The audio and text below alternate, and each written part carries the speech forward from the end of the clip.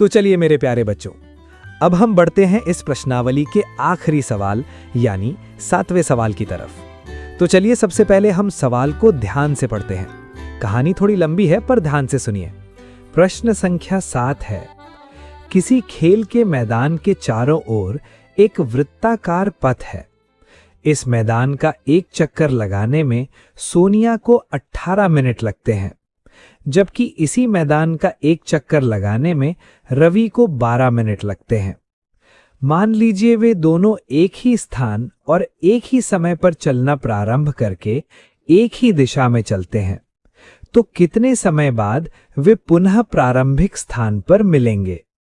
बच्चों घबराइए मत। ये सवाल दिखने में एक लंबी चौड़ी कहानी जैसा लगता है, पर असल में ये बहुत ही छोटू सा सवाल है। बस इतना समझ लीजिए, ये एक रेस हो रही है।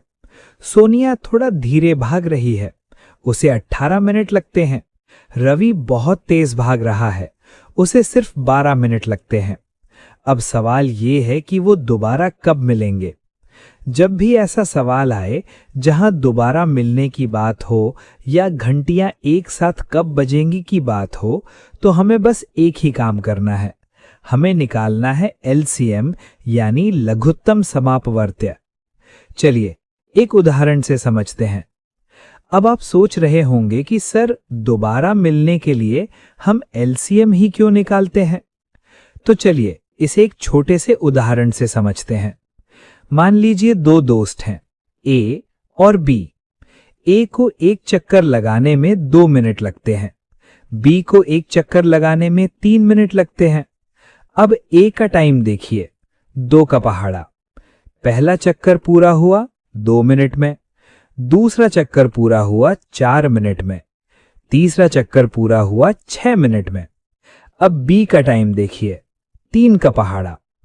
पहला चक्कर पूरा हुआ 3 मिनट में, दूसरा चक्कर पूरा हुआ 6 मिनट में। अरे वाह, देखिए 6 मिनट पर दोनों एक साथ आ गए। और गणित में 2 और 3 का एलसीएम भी 6 ही होता है, इसलिए जब भी मिलने की बात हो हम हमेशा एलसीएम निकालते हैं। हल। तो चलिए सबसे पहले हम लिखते हैं, दिया गया है सोनिया को लगा समय बराबर 18 मिनट, रवि को लगा समय बराबर 12 मिनट।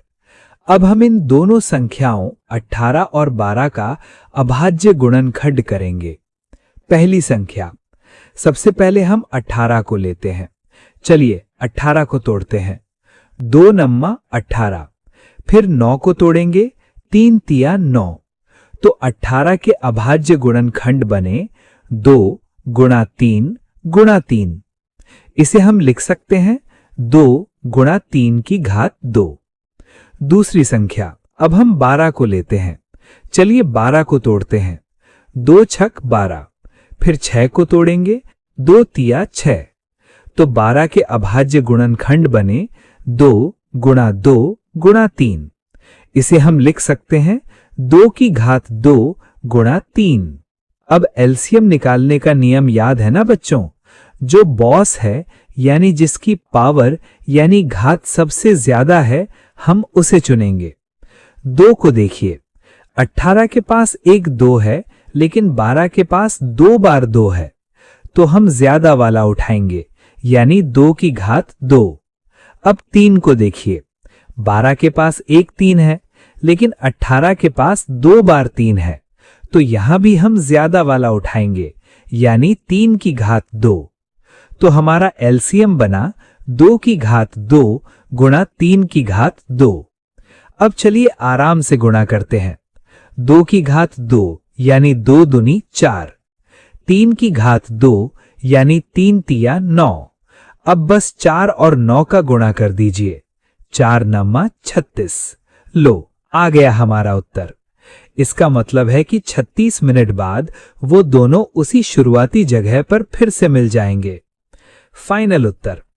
तो परीक्षा में हम इसका उत्तर ऐसे लिखेंगे, 18 और 12 का एलसीएम 36 है।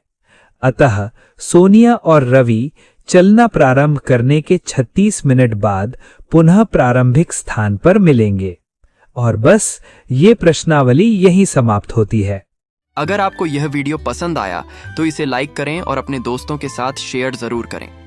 अगर आपने अभी तक हमारे चैनल को सब्सक्राइब नहीं किया है तो नीचे दिए गए लाल बटन को दबाकर सब्सक्राइब करें और बेल आइकन दबाना न भूलें ताकि आप हमारी अगली वीडियो मिस न करें। वीडियो देखने के लिए आपका बहुत बहुत धन्यवाद।